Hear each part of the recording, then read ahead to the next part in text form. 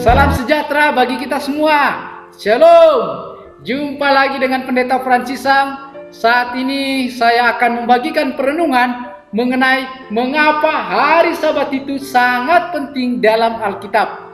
Mengapa dalam Dekalog atau 10 perintah Allah terdapat kata ingat. Mari kita belajar bersama. Pelajaran yang ke-11 dengan judul 10 hukum dengan hari Sabat di titik pusat. Ayat renungannya dalam Keluaran 25 ayatnya yang ke-21. Firman Tuhan berkata demikian. Haruslah kau letakkan tutup pendamaian itu di atas tabut, dan dalam tabut itu engkau harus menaruh loh hukum yang akan kuberikan kepadamu. Kepada Musa, Allah memberikan penglihatan akan tempat kudus di surga.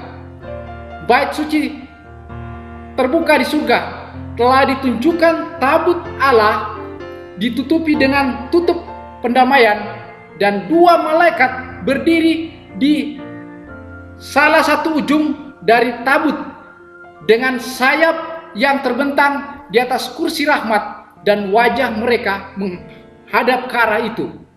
Semua penghuni sorga memandang dengan penuh rasa hormat terhadap hukum Allah yang ditulis oleh jari-jari Allah. Perintah yang keempat itu berada di pusat perintah itu ditulis. Kepada Musa diberitahukan ini adalah satu-satunya dari 10 yang mendefinisikan Allah yang hidup, yang menciptakan langit dan bumi dan segala sesuatu yang ada di dalamnya. Ketika fondasi bumi dibuat, maka diletakkan juga dasar dari hari Sabat.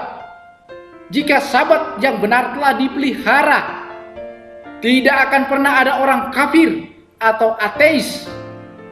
Mempertahankan hari Sabat akan melindungi dunia dari penyembahan berhala. Perintah keempat telah diinjak-injak. Oleh karena itu, kita diminta untuk memperbaiki pelanggaran hukum dan memohon untuk Sabat yang telah dinodai.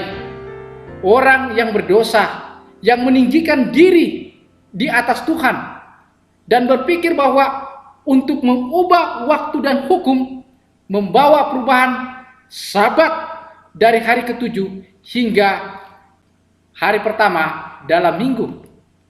Dalam melakukan ini, dia melanggar hukum Tuhan. Tepat sebelum hari besar Tuhan, sebuah pesan dikirim untuk memperingatkan orang-orang untuk kembali kepada kesetiaan mereka kepada hukum Tuhan yang telah diruntuhkan oleh antikristus. Perhatian harus dipanggil untuk pelanggaran akan hukum dengan ajaran dan contoh. Dalam Wahyu pasal 14, malaikat ketiga yang memproklamasikan perintah-perintah Allah dan iman kepada Yesus mewakili orang-orang yang menerima pesan ini dan meningkatkan suara peringatan kepada dunia untuk mematuhi perintah-perintah Allah dan hukumnya, sama seperti menyayangi biji mata sendiri. Dan sebagai tanggapan terhadap peringatan ini, banyak orang akan menerima Sabat Tuhan. Sebagai kesimpulan, semua malaikat di sorga menghormati hukum Allah. Dan hukum keempat adalah fondasi dari 10 hukum yang menerangkan kepada kita bahwa Allah adalah pencipta dan kita adalah makhluk ciptaannya. Kiranya kita semakin diyakinkan untuk menyembah Allah sebagai pencipta kita dan menguduskan hari Sabat Tuhan.